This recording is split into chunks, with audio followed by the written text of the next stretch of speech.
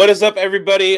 Sorry, I couldn't wait for Chev. We have breaking news that just hit 1 minute ago. The Las Vegas Raiders have traded for Geno Smith of the Seattle Seahawks. Chev is on his way. Again, we're a couple minutes early, but as I was posting this, the link to this, I saw the breaking news and went, "Oh my God, I got to get on the air quick. I can't wait for him." So I am here. Now Chev is with me, so we are going to discuss it. I had some other Raider news that I was going to talk about. The biggest thing up until just now was that the Raiders had decided to move on from center Andre James. No, I'm kidding. I was going to talk about the Max Crosby contract because they signed him to a 3-year extension, which starts after his deal was done in 2026, which takes him to 2029, which will take him into his 10th year, which means he's a Raider for life, essentially. And that's what we all wanted in Raider Nation. But I can see by Chev's eyes that he's just now getting word of the big news, the NFL ground shake that just happened, right? Yes, tell me more. I don't know that I'm privy to what you speak of at this moment. Geno Smith has just been traded to the Las Vegas Raiders. Well. Yeah, it's well. It's a How do you feel reunity about on that? ice between Geno Smith and Peter Carroll. Yeah, Pete. So yeah, Pete preferred Geno to Russ. That's interesting. well, Russ preferred everybody else to Pete. I mean, he's the one that threw Pete under the bus, the Russ Correct. bus, if you will. Well, now he came in hat in hand and he was like, "Hey, I'll come back if you want me to. Like, just just let me know. You have your people talk to my people." And the most important thing is I like Geno Smith more than I like Russ. So that's what we're really talking about. Yes, coach, we know. I just saw, as I was posting the link to this show, Rappaport reported it was literally like 30 seconds. And now I got Bradley going, bigz, come get the. I'm on the air, guys. I'll do it live. Right. Where did we go? All right, so there are a lot of implications here. Number one, the Sam Howell for president is number one. I mean, yeah, Raiders, Seahawks quarterback. Well, maybe. What if the Seahawks got something from the Raiders that they could package into a trade for Shedeur Sanders? What if they drafted? What if the Raiders spent the 6th pick on Shedeur Sanders to tutelage him behind Geno Smith? No. If we went Milrow, I would be okay. I don't want Shedeur Sanders. If we went Will Howard, I'd be okay. I don't want Shedeur Sanders. But this is news. This is not my opinion. This is not my commentary. bigz' final note, or whatever Jerry Springer used to do. How many bricks for Geno Smith? Scale of 1 to 5. I'm going to say 4. I do like Geno Smith as a quarterback. I hope that he has a season upright. I know he can throw the ball to any point on the field. He's not terrible. The Seahawks went 10-7 last year. He's got a couple of smooth operators operating underneath, close to the line of scrimmage and in the intermediate. And if they go out and they do somehow get DK Metcalf, who he has some familiarity with, and or they go out and they grab a big X like Jaden Higgins or Trey Harris, somebody like that. I mean, who knows? Maybe this means they take Tet at the 106. I'm still going to keep my candle lit for Jackson Dart, but I think this really gets in the way of that and kind of changes the draft landscape. It could mean we get Will Campbell. It could mean we get the tackle from Texas. I don't know. A lot of implications here. And then Third and Dynasty says, "What's up? What's up?" You have to be a certain age to remember that. And how does Shedeur get shaved 5 minutes? He would remember. What's that? He would remember that. He's like 36. He was around. He was around, maybe. potentially. Old enough to remember the frogs. How does Shedeur get shade 5 minutes into the podcast? I'm not shading him. There's a brand that one of us has, and there's a brand that another one of us has. Yes.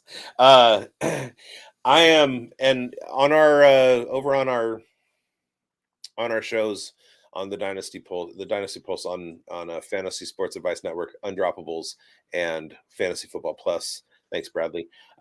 We get bricked up, and I'm bricked up for Jackson Dart, and Chev is bricked up for Cam Ward, and we're not hearing anything else. So yeah, I'm gonna since this is a news show, I'm gonna let y'all take care of the Shedeur Sanders. No, it's fine. It's my name. Content.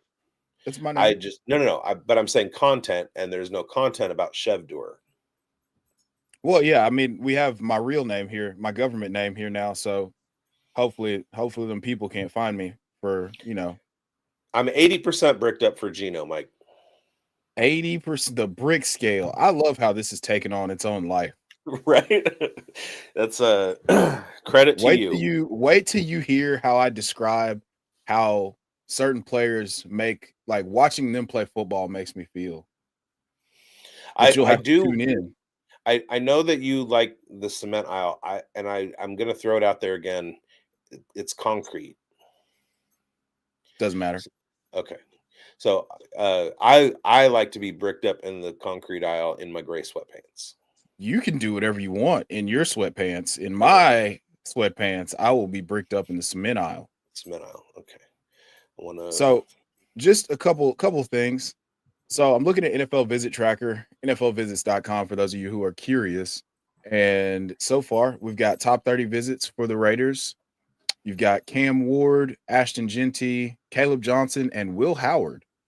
So that's pretty interesting. And then at the Combine, notable for fantasy purposes, but also, I mean, well, we're a news show. I'm not going to do all 32, but notables: Shedeur Sanders, at the top of the list, Mason Graham, Tet McMillan, Will Johnson, Malachi Starks, Mike Green, Amika Ibuka, Jahdae Barron, Josh Connerly, and Benjamin Morrison.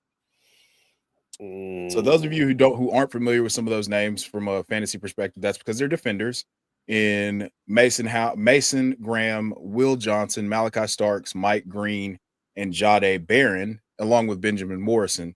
So I mean, that gives you a little bit of a leaning as to where they're leaning with the pick. However, these are all projected early first round draft capital guys in Shedeur, Mason, Tet, Will Johnson, and Malachi Starks, along with Mike Green's like mid. So Chev just had a technical difficulty, and I just want to say the mention of Mike Green and the idea of a defensive line in Las Vegas. The idea in my head now of a defensive line in Las Vegas of Max, Tyree Wilson, Christian Wilkins, and Mike Green. Yeah. All right. Who do we think the Steelers are going to sign at quarterback? Well, I think that their intent is to re-sign Fields. I don't know if they intend for him to be the starter, but I'm pretty sure we can tell by the contract when they do it if he's going to be starter or backup. And you know who I'd love to see backing up Justin Fields in Pittsburgh? Gardner Minshew. I think that would be pretty good. Yeah. Did we get the results of the Ligma test for Hingle McCringleberry? No, we just whoa. Ladarius Shedarius visited Sean Penn for a Joker role. Well, I mean, considering the fact that he's like 6'7", 235, that would be kind of funny. I mean, listen, guys, listen. Here's the deal. I mean, we can't just be letting the cat out of the bag about where Ladarius Shedarius is. Ladarius is going to put his Shedarius wherever he chooses to Ladarius at. Are we understanding? Yes. Yeah. I mean, we're not talking a tier like Noah Theodore Olivier, but Ladarius Shedarius is a man amongst men. I got their sizes mixed up. Jamie's in the house. He said, "Yo," and Will Will Howard? Howard. No, he didn't say Will Howard. He said, Uh, well, you were mentioning the visits, and that's I an know. interesting third round pick for the Raiders to back up Geno Smith. 6'8", 260, I heard. And then 269. So what I Nice. love about this Player Profiler News Primetime is that it's basically becoming an offshoot community of the Dynasty Pulse in jokes and euphemisms and stuff. I'm here for it. I love that. All right, so but we got to stay on topic because it's a news show. So if you're just joining us, the Las Vegas Raiders have just traded for Geno Smith with the Seattle Seahawks, and if there is any news on the contract, Google Well, is no help. okay. So the whole thing was, yeah, I wrote about this a while back on Player Profiler. Geno is in the last year of his deal seeking a new deal, and the initial conversation was, "Hey, let's get it done." That's what both sides were looking to do. I'm assuming that there was a stall or just a straight up, non-starter as far as the money went, and here we are. Yeah, yeah. I they're sending a third round pick, so that's actually a pretty good deal. They have two third rounders, so they still keep one. They got that third rounder from the Jets, so it's basically like they're trading Devonte Adams for Geno Smith straight up. Wow. I would Wow. do that. I mean, yeah, it depends on which Devonte Adams you're getting. But you need a quarterback, so it doesn't matter which Devonte Adams you're getting. You just gotta let it, just gotta go. Just gotta let it go. Gotta let it go. Just Yeah. gonna send it. So what is that? Let's look at some Geno Smith stuff. Let's see what that means as far as the team is concerned. Now I am an Aiden O'Connell stan, and I say that without any reservation whatsoever. And we had Geno Smith, who last season threw for 4,320 yards, which was a career high, 21 touchdowns, although he's hit 30 in the past. He did have his second highest career total with 15 interceptions. Ran for 272 yards, so that's not terrible. Squeaked in for 2 touchdowns. In fantasy, he finishes the QB 13. So basically what we're doing is we're making a move that if you cut out 2022, 2023, and 2024 seasons, we're making a lateral production move to an older Derek Carr, because that's what production-wise Geno Smith is bringing to the table. And as we saw, Derek Carr guided the Raiders to the playoffs in a terrible, terrible year. So that is not necessarily terrible. Jamal Thompson, as a Raiders fan, I like it. Take BPA and RB in second or third. Yeah, I absolutely agree. I like the second round running backs. I like the third round running backs. I like the fourth and fifth and sixth round running backs. There is a lot of running backs that are NFL capable right now. I don't like Genty at the 106. I don't think Genty is there for us in the second round. Although he is the most elite of these guys, you can create a package of running backs that will spell each other with a Raheem Sanders and somebody else late. I would rather focus on somebody at wide receiver in those early rounds. But yeah, you're smiling. What do you know? Well, one, your dog vehemently disagrees with not Ashton Genty. Two, Yes. Yeah. two, I if pick six is what we're talking about here, I think that one point that you made earlier, there's two players I would be heavily targeting here. One would be Will Campbell, who was available. Now, Will Campbell, we're talking about a guy who's in some of the most elite company athletically ever from a testing perspective with Tristan Wirfs and ironically enough, someone else in the class in Armand Mimbu. And the other two guys who accomplished what they accomplished at the combine were Trent Williams and Tristan Wirfs to go over 300 pounds, sub 5 in the 40, and over 30 inches in the vertical leap. You know, obviously Trent Williams is a first ballot Hall of Famer. Tristan Wirfs is the only offensive tackle to be first team All Pro on the right and left side. So, not saying that that's a direct correlation, just saying it's weird that it's happened twice and now 4 times. So I'm seeing a lot of hubbub about Membu going in the teens. What do you think about if Will Campbell or Kelvin Banks are not available for the Raiders at 6? They take Membu at 6. I think that would be a bit of a reach. I mean, his film, he is more of a day one like run blocking. I think of him more as a right tackle than I do a true left. Like I feel like you stick Will Campbell in there and you've got your left tackle for however long you need a left tackle, you know, whatever the market is in 5 years when he's up for his 5th year option if you don't extend him before then. I think Mimbu is much better in the run game, but Will Campbell is like the quintessential, hey, I can do whatever. And you just saw that he cut up the combine and it matches the film. He's got some battles on tape with some absolute dogs in the SEC. I mean, the SEC was loaded with edge rushers this year, and he went to battle with all of them. Not saying that he came out scot-free because, you know, you're going to get got, but you got to get yours more than you get got. So I think that would be a tremendous pick. But also now going to the other side of it, Mason Graham, good God. Mm-hmm. Now, that's the best defensive lineman in the draft to me with no equivocations.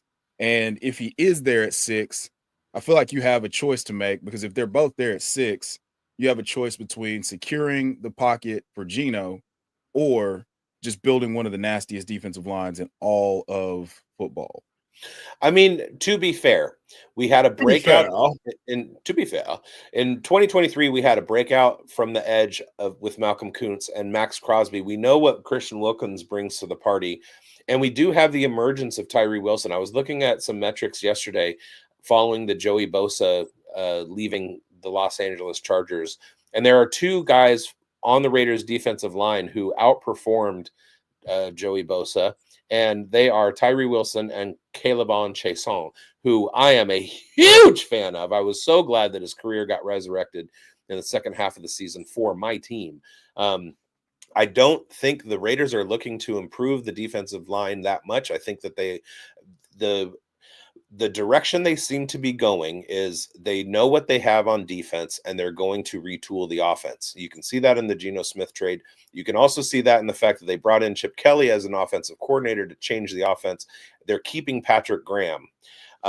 It sounds like they're releasing Nate Hobbs, which is a disappointment to me because he's one of the elite slot corners in the NFL, and that's going to hurt. But I think they know what they're doing. We got a question for you from Coach. Do you think the Carolina Hurricanes and Miami Hurricanes ever get together for beers? And I think that's very important to take a minute of this show to answer. I agree. Thanks, Coach. So my answer to that question would be, how much wood could a woodchuck chuck if Chuck Norris was forced to do earth downs to save the planet? Moving on. And Jamal Thompson, if Mason falls to us, I'd pass out. Well, I don't want that to happen. So maybe make sure that somebody is sitting next to you during the draft with a fan to fan you. It won't be me because I'm going to be there. So, yeah, I will be reporting for Player Profiler News Primetime on Friday of day 2 of the draft because I will be reporting live on Thursday night from the round 1 festivities. Prime time. All right, so let's move on to the Max Crosby situation. I know that this is Raiders focused, but there have been Raiders news items to talk about, and they've been probably the biggest pieces of the NFL. There are some other big ones. We'll get to those too. And apparently the Bengals have decided that they're going to try and move on from Trey Hendrickson. And the reason is being cited as Max Crosby's contract. Now, Max Crosby signed, like I said, a 3-year extension that kicks in after the 2026 season. He would be at this point, he would be the highest paid non-quarterback in the NFL at $35.5 million per year. Now, the thing is that that's going to go up in the next 2 years. It'll be so $35.5 million will seem kind of like a value when 2027 rolls around, and that's what his salary will be. So essentially what people are reporting is that Trey Hendrickson, who has over the last 2 years more sacks than Max Crosby, and he's only making $16 million a year, he has enough firepower in his history to go out and say, pay me more money than Max Crosby.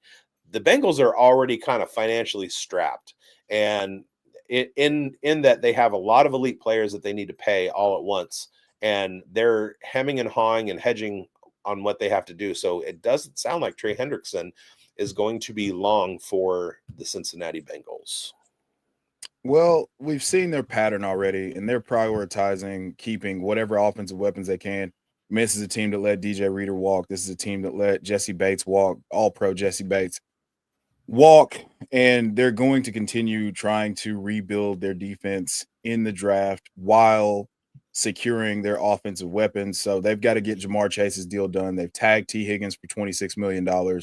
So who knows what that's going to look, what Jamar Chase's deal is going to look like. And until Jamar Chase's deal gets done, there is no other deal to be done. I mean, Trey Hendrickson played out his contract. He's going into, I believe, his age 29 season or 28, if I'm not mistaken. And he led the league in sacks. He's one of the most dynamic pass rushers in the game. You don't really get an opportunity for guys like this to hit the market. So when we're talking about someone with the resume that he has, there's zero reason that you can plausibly say like he's not going to have a market setting contract. I mean, this year he made $15.8 million. So I was a little off. He's going into his age 32 season. He made $15.8 million this year. He's probably going to make 160% of that bare minimum, unless, I mean, he just decides to take a team friendly deal. I know the Eagles are losing Josh Sweat and Milton Williams. So, I mean, the cap isn't real for them, so they could probably do whatever they want. Who says no? And I mean, he got a chance to win. And you also have the Raiders and the Patriots with $95 to $120 million in cap space. They can start throwing money at people. One of the benefits of the Raiders trading for Geno Smith is they can utilize all of their cap space for this season. Another item, Sam Hubbard, Cincinnati Bengals defensive lineman, has decided to retire at the age of 29. So if they go ahead and get rid of Trey Hendrickson, they wouldn't have the H brothers. I just made that up. Hendrickson and Hubbard anymore. So they'll have to do some serious backpedaling to rebuild that defensive line. And on top of that, in Washington, you have Washington moving on from 30-year-old Jonathan Allen, who's another defensive tackle. So it looks like NFL teams are trying to deprioritize paying Max Crosby type money to their defensive linemen. We saw at one point to their defensive linemen when they don't win. Right. The Chargers were looking at like $55 million for Khalil Mack and 52 for Joey Bosa, something in that range.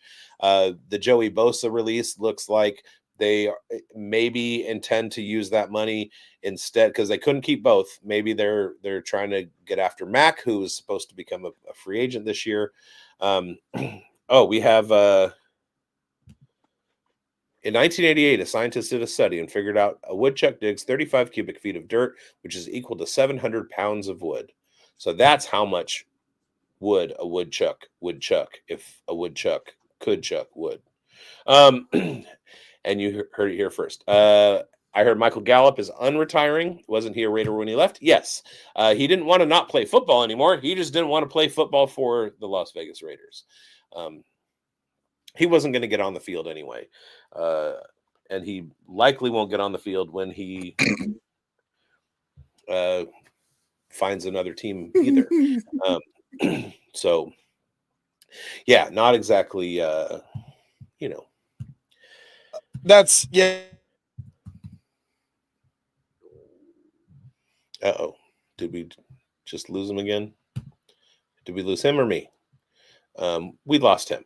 All right. So we got some more news. Christian Kirk was traded to the Texans yesterday. The Texans traded a 7th round pick to the Jaguars for Christian Kirk, and they'll pick up his $15.5 million salary. Gardner Minshew was released by the Raiders, so the magic mustache is no longer going to be in Las Vegas. Anything else? We got a lot of rookie content right now because of the combine over on Player Profiler News. So make sure that you go to Player Profiler _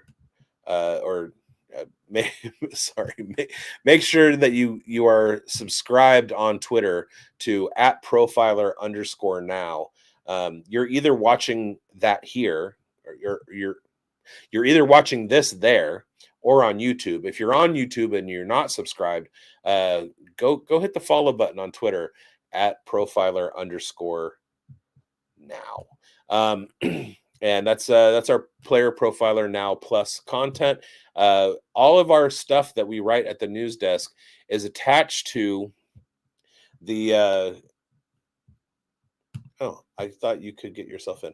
All of our stuff that we write over there is attached to the Player Profiles. So if you want to know what the latest news on anybody is, you just go to Player Profiler, type in the name of the player that you're searching for, and then click on the news and media link, and it'll show you the very latest that we've written about that player on Player Profiler. It's also linked in the Fast Draft app. So whenever you're trying to figure out, when you're looking at your queue and you're trying to put your queue together, you can click on the player and it'll show you all of the blurbs that we write at the news desk attached to the player, which is a pretty handy tool. And with that, this show is presented to you by Fast Draft. If you like drafting fast and you want to draft faster with Fast Draft. You can find it at Google. It's http:// or / or whatever. Just type in your search bar fastdraft.app and it'll take you there. Use code BOOTH BOOTH. Get a first time $25 deposit match. We have the Origins contest, which is a best ball for 2025, and it's all rookies. We have the Flex 4, which is best ball for 2025, and it's all skill positions. And then we have an IDP game. So if you like defensive players or you think you have an edge on what it takes to succeed at IDP and fantasy, go over there and do that and win yourself some money. Right now, the game, since we're so early in the season, the game is very, very exploitable. We have some guys who are significantly low in their ADPs over on the app. We just got an update this morning, and let me get to that real quick. While I'm looking for that, let's hear some more.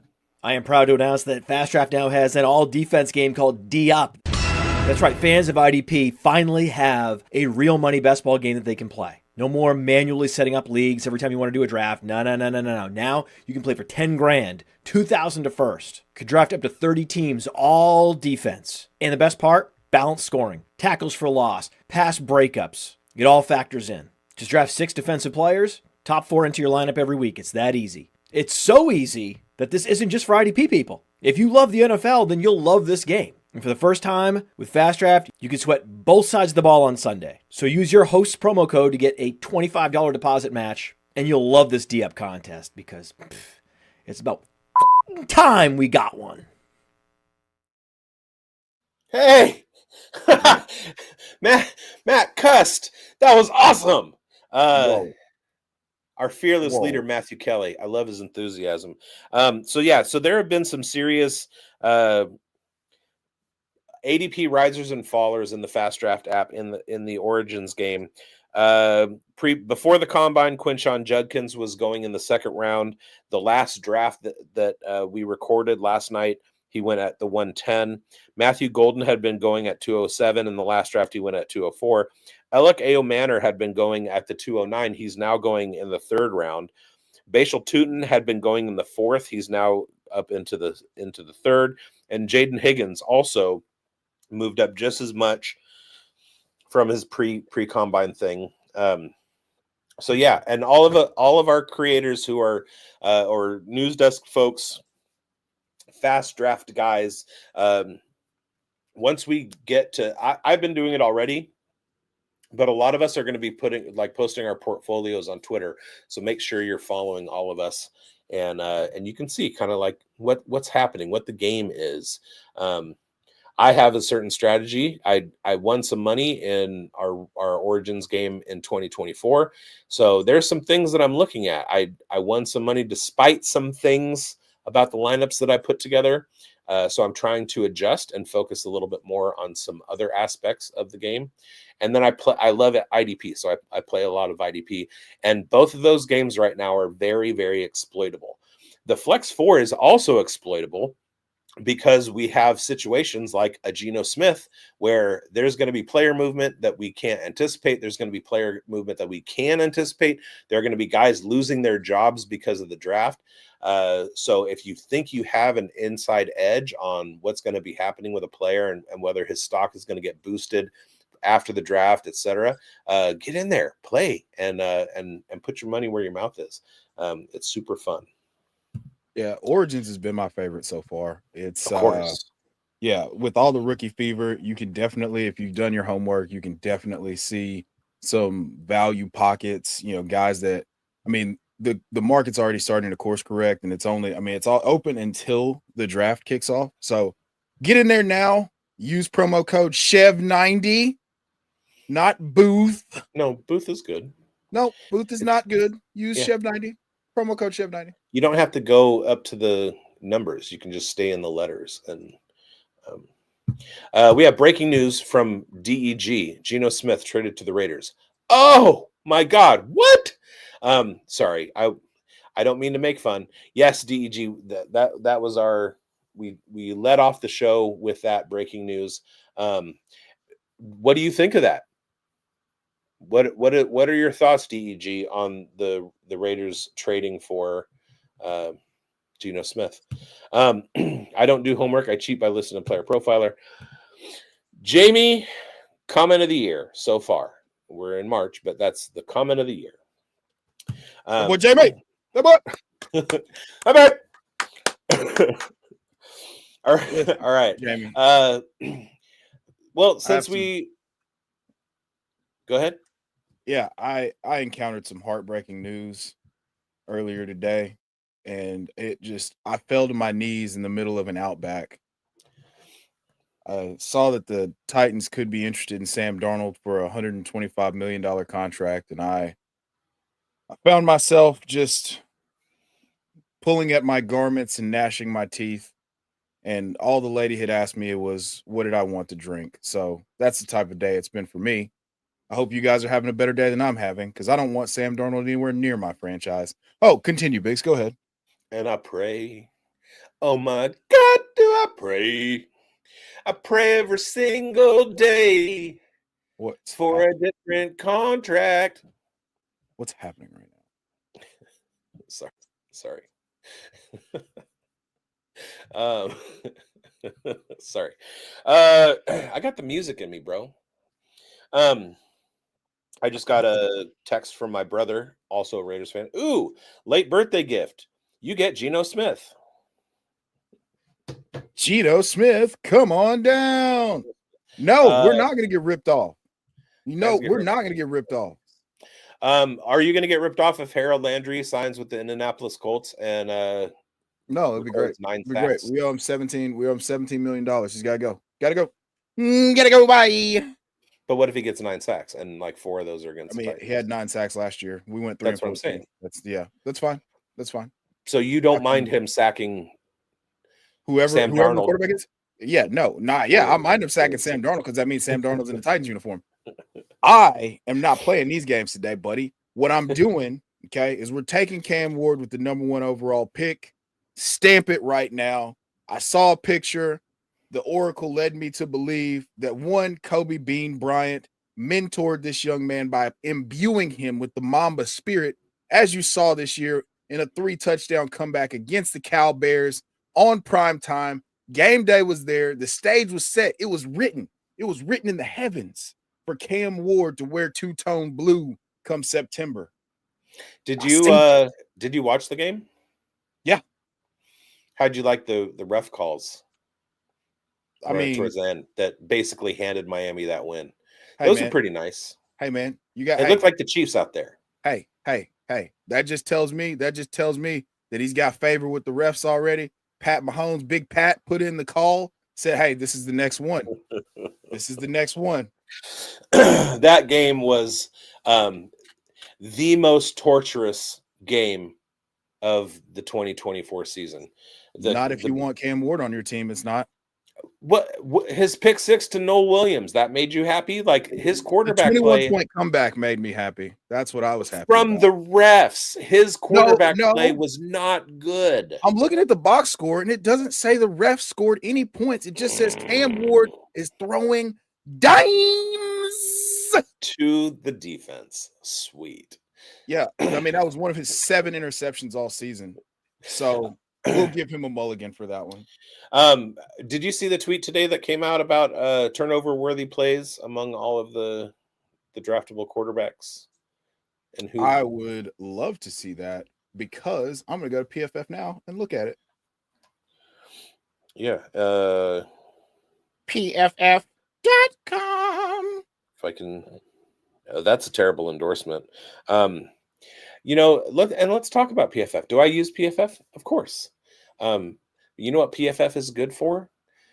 Data points.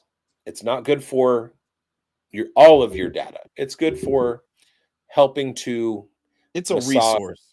Massage the message. A sensual massage. Not like those massages some NFL players have been guilty of trying to request or receiving in none of those massages, but just a sensual massage of information. So this is from Ian Hartitz. No pressure. No pressure. Turnover worthy play rate. 1 point Cam Ward 1.5. Will Howard 2. Graham Mertz. Graham Mertz of the University of Florida. Yes, sir. 3.6. Quinn Ewers 3.4. Kyle McCord 3. Riley Leonard 1.2. Shedeur Sanders 0.5. Brady Cook 0.7. It's almost like he's a good quarterback. And that was with no pressure. And then pressure, turnover worthy play rate. We've got Dylan Gabriel at 2.1, Shedeur at 2.5, Jalen Milroe at 3.7, Quinn Ewers at 5.5, and Cam Ward at 7.5 to lead in turnover worthy play under pressure. So I'm not saying that's be out on Cam Ward. I'm saying you please make sure that you have an offensive line that is going to not create pressure. And that would make him a bad fit for the Raiders. He's not going to the Raiders. He's going to the Titans. So I know. Yeah. It's great for me. Now, Aiden O'Connell had one of the top 10 no pressure rates in the or under pressure rates in the NFL in 2024. And again, I'm an Aiden O'Connell stan. I'd have been okay with standing pat, building around him, but I'm a simple man. All right, let's talk about the combine a little bit because we already got through our commercial. I got to get out of here in 10-15 minutes. Now I am very familiar with who gets you bricked up. What really greases my gears. Yes. Agrees. So tell the audience, what a great audience. Tell the audience, somebody, not that you love in the rookie class, but somebody that specifically at the combine you watched perform to a level that made you go, ooh, nice. Oh, I mean, if we're gonna go slightly off the beaten path, it would be Terrence Ferguson. I had to watch Terrence Ferguson, University of Oregon tight end, for just kicks and giggles. Well, not kicks and giggles. Somebody told me it sounded like when I was talking about Terrence Ferguson, I had never watched him before. So I went back to the tape after the combine and I was like, ah, yes, this. Just wild inconsistency. Sometimes, like, when you just ask him to catch the ball and run, he looks like he should be a day 2 pick. When you ask him to do anything that is nuanced or just slightly out of the wheelhouse of just catching and running, it's like a deer with Timberland boots on. It just looks really, really, really uncoordinated.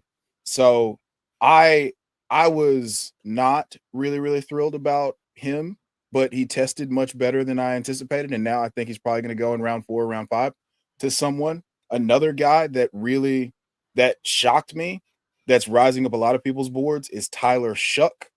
He comes in, he had a 9.6 RAS score, if I'm not mistaken. He ran a 4.64.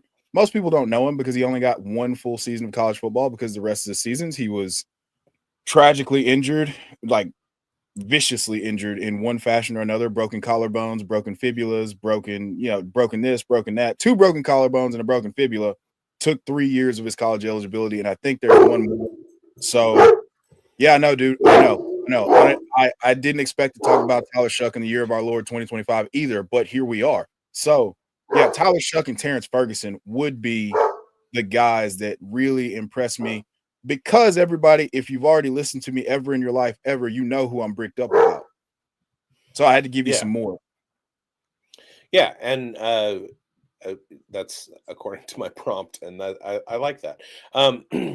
So for me, I'm gonna have to say the big one was punter Jeremy Crenshaw, out of Emu Plains, Australia. He was a senior at Florida last year.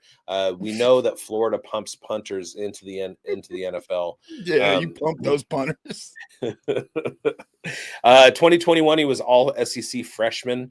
2023, he set a school record 48.9 yards per punt. It would have ranked second in the FBS in punting average. And he attended Pro Kick Australia before earning a chance to punt. And I'm kidding, you guys. I don't care about punters. I care about Noah Theodore Olivier. I was really looking at kickers, and there's a kicker out of Arizona named Tyler Loop, and he comes out of Lucas, Texas. I'm just you're kidding. not trolling. Yeah. Okay. All right. I missed the bit. Kickers. Ha! Kickers. Yeah. So basically, the guy that kind of shenanigans from my thing. You love those shenanigans from your thing. Sorry, I'm trying to navigate web pages, and it's really difficult to do. Do you have multiple? I got hip, and I got multiple screens now. So I'm looking at PFF, and I was like, do I need to jump in here? Because I'm looking at the turnover worthy play thing, and that's interesting to me. That's very interesting. I'm still Mamba mentality. Cam Ward forever. Travis Hunter never. I mean, wait. What? Wait a minute. I don't think you meant the words that came out of your mouth. I got too excited. Listen, I have been watching Cam Ward highlights on a loop for the last 24 hours. Okay. Like, as soon as we hung up from the Pulse last night, I couldn't sleep. I hopped on a treadmill. Was like, what's going to put your mind at ease? Cam Ward highlights. I just been watching Cam Ward all the way back to Washington State. Cam Ward. So, yeah, I've got Cam Ward on my brain. I just did Titans Uncovered and talked about Cam Ward a whole bunch. So, Cam Ward. How many times can I say Cam Ward in 1 minute? Let's see how many times it happens when I say Cam Ward. Did you say go? Did he? What is this? Get that off the screen. Get that off the screen right now. Art is Get it in off the screen. house. What's up, Art? My boy Insta Art. Art, do you want Harold Landry on the Yeah, take Colts him. so that he Take can him. sack Sam Darnold of the Titans 4 or 5 times? So yeah, you sack Sam Darnold of the Titans. Okay, all right, yeah, love that. All right. One of the guys, and any of you that watched the Dynasty stock market when we had John Lobb on there, I talked about Taj Brooks and the fact that going into the combine, I was very interested to see what Taj Brooks was going to bring to the table as far as athletically, and with his combine metrics corollaries. And one of the biggest corollaries besides age and weight for running backs is 3-cone drill. And of the running backs, and sadly they run the 3-cone drill after they run the 40. So a lot of guys opt out because they're gassed and they're like, why? I just had a 4.32 in the 40.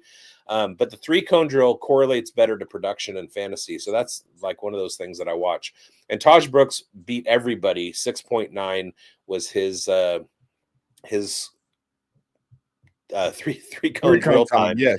Thank you. And the only other one that ran it was Jaquindon Jackson, Woo Pig, out of the University of Arkansas, who started at Utah and then transferred to Arkansas and found himself in a terrible situation. Taj Brooks ran a 4.52, which is not competitive at the combine, but it's just fine. And a 35-inch vertical jump was nice. Like I said, 3-cone drill at 6.9 seconds. And he acquitted himself well, in my estimation. He already has a fairly good size profile going into the NFL to be able to take on a full workload as a bell cow back, coming in at 5'9" and 214 pounds. So that's on the smaller side, but at 5'9", 214, his BMI is not too terrible. And then at the wide receiver on that same show, I talked about a guy out of the University of Arkansas, Woo Pig, Isaac Tesla. He didn't really have a great production score in college. Of course, in 2024, he had Jalen Green, who wasn't a great quarterback. In 2023, KJ Jefferson was there, and he was more of a, Mack truck. Custodian. Running over linebackers in when he would scramble. But Tesla absolutely jumped off the page for me. He had the best 2025 combine wide receiver rank in terms of athleticism. Of all the wide receivers, he was first. He ran a 4.43 40-yard dash. He had a 1.51 10-yard split, which is okay. He had a vert. That was second best at the combine. Yeah, it's okay. Mine is in like the 1.2 minute range. Vertical 10 jump, yards, not 10 feet, sir. I said minute. His vert was 39.5 inches. His broad jump was 10'9", 6.85 in the 3-cone drill, 405 in the shuttle, and he benched 17 reps of 225 pounds, which is pretty fantastic, especially given he's a 6'4", 214-pound receiver. So he is going to provide somebody with some serious fourth round value in the NFL draft if he even goes that high. He is generally not on the radar, but athletically, I think he did a lot to put himself up there. How about two guys that you went out there and they disappointed you, and now you're like, wait a minute, they're probably not going to be that good. And so guys that you had high hopes for that really disappointed. Guys that I had high hopes for that really disappointed. Obviously, the elephant in the room, the obvious one, is Caleb Johnson. We were in the cement aisle. There was cement everywhere. I was slipping and sliding around like I was at Adventure River in Memphis again. And then he comes out. He does fine in terms of top speed. He gives us 22 miles an hour. So one thing that it does tell me is that this is a guy who's going to run the same speed in pads as he does in just underwear, which is great. If you're going to be a big physical back, you want to not lose momentum. You want to not be slowed down in your pad. So giving me 22 miles an hour without pads on, you're hitting 22 with pads on. And then the other guy was a guy I kind of had my eye on in terms of just, hey, this is almost a 1-for-1 Tank Dell comparison. Tez Johnson comes out. I mean, his start to the 40-yard dash looked amazing. And it was like, oh, this guy's going to be really fast. And then he runs a 4.55 and a 4.51. He's 154 pounds. Like, we've got to have incredible long speed if you're going to be a little guy. So I would be following the reports on his pro day very closely. I've said this time and again, the stopwatch somehow or another just stops 5 to 500ths to a full 10th of a second faster than it does at the combine at your pro day. A little bit of home cooking, maybe. No shade to anybody. But yeah. Go. Yeah. Yeah, yeah. The stopwatches are a little bit, thumbs a little bit fast. Pow, pow. You got somebody who's been playing Dance Dance Revolution with their thumbs all their life at your pro days versus NFL Combine. They're looking at, like, they want like the last hair on your butt to be crossed the line before they stop it. So yeah, Tez Johnson and Caleb Johnson were my two guys that kind of let me down at the Combine. So you're saying that you're at a disadvantage if you have very long butt hairs? Yeah, if you're like part Yeti or werewolf, I would just suggest just shaving yourself down, kind of like one of those chupacabras or something. And Kelly Clarkson. I like waxing. Yeah, this is going off the rails fast. All right, a couple guys for me. Number one, now I'm going to call him a disappointment, even though he was not on anybody's radar. And I wrote him up for the Player Profiler Rookie Guide. Look for that. Thanks, Theo. We got PPR Tyler in the building. Heyo, what's up, Tyler? So I wrote him up for the Rookie Guide, and when you dig into these rookie profiles and stuff, there are a lot of rookies. There are a lot of college FBS teams. There's some FCS guys that I really like, but it's really hard to. You kind of have to split up the work. You can't really do every team, and when you get into the lower level schools like San Jose State, you can miss on a guy like Nick Nash. Nick Nash has not been part of the national conversation. He also is like a 6th-year senior. He's like 48 years old, which is not good. The last time we saw somebody who was old coming out in the draft, it was Velus Jones, and he was good for about 3 kick returns and then done. So you want guys to have a younger age profile, and Nash just doesn't have it. So he's got small school and old age working against him. But if you look at the numbers and you look at his production profile when he was at San Jose State, over the last 2 years, he was pretty nice. So got me feeling nicey.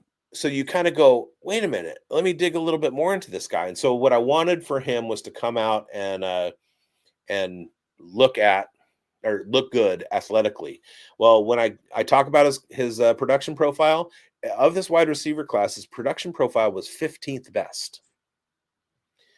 Athletically, after the combine, his athleticism score is 39th. Yeah, just to put some color to the picture with Nick Nash, that's a 4.57 40 and a 1.54 10-yard split, which was not excellent. Like I said, 1.49 led the class with Jalen Royals and Matthew Golden. 1.51 were several people tied.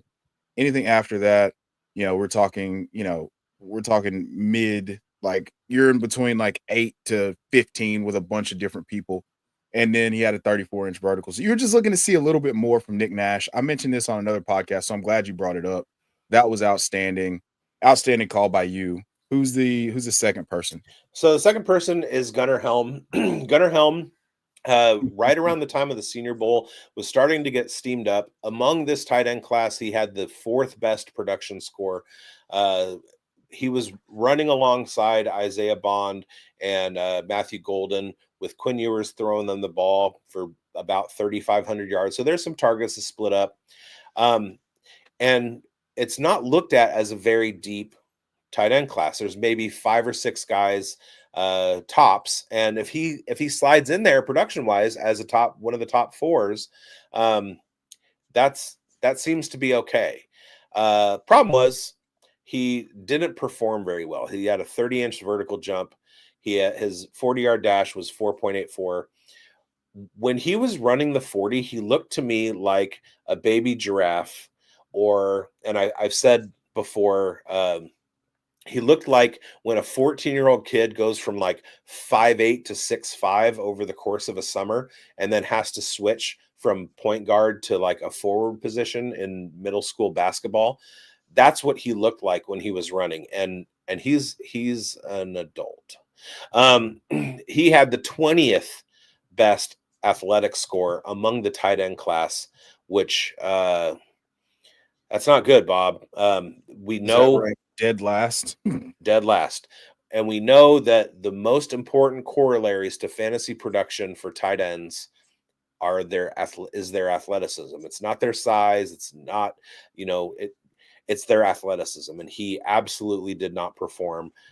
Anybody who has him in their top 5 tight ends right now might want to adjust that a little bit. And thank you for watching the show. Yeah. One of the last things I'll say about that is he did twist his ankle really bad. So I'm interested to see if those numbers improve significantly from the combine to his pro day, obviously with the 40 being the most important corollary for tight end production and success in the NFL. So that is something that we do need to keep an eye on. Right. And there is the benefit of the pro day is that you have a few weeks to work on anything at the combine that you came up. Yeah, absolutely. And say, hey, wait a minute, I'm not as bad as you thought.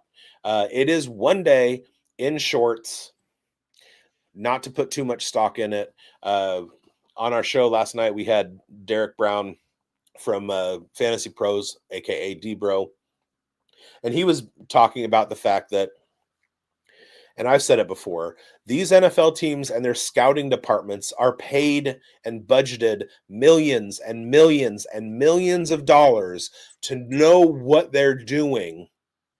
Not that they all do it great, but they have their metrics. They have their standard of evaluation. And I don't think the combine results affect that much.